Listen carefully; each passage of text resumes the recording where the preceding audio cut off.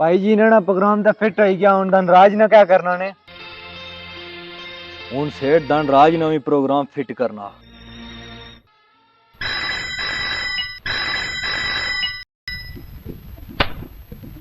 ਸੇठ ਧਨਰਾਜ हाँ जी बोलो जी बोलो। तुसां कोल एक कोठी है स्वर्ग नानी, बराबर। मैं उसकी खरीदना चाहना हूं। मगर मैं उसकी बेचना ना चाहना। सोची कि मुंह मंगी कीमत देसां। मैं फिर भी तैयार ना।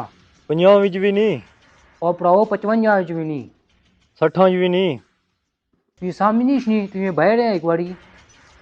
70 विच। तुसा कौन साहब बोली रहे हो?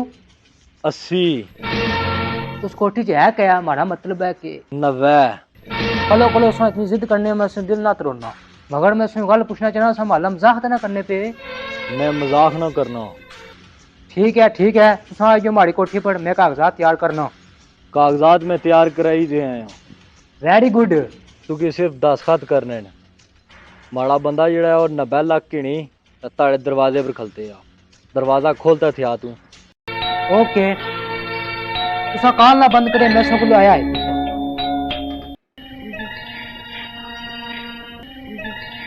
Good morning sir. है कि नो पैसे ये कोठी ने कागजात। आजो अंदर आजो चलो अंदर आजो इधर आजो।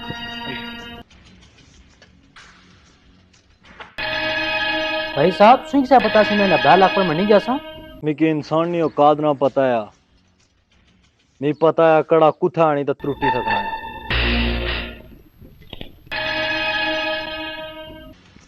है कि नो जी।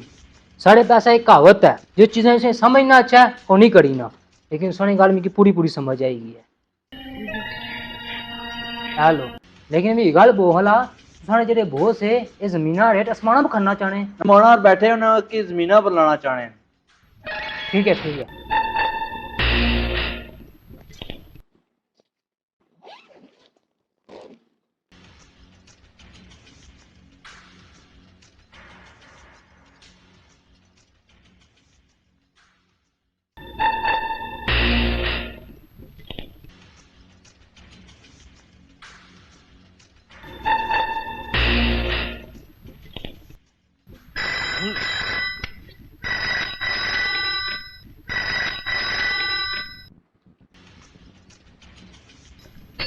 हेलो साहब तुम्हारी फैक्ट्री की आग लगेगी। हैं ये क्या वहां पे हमें?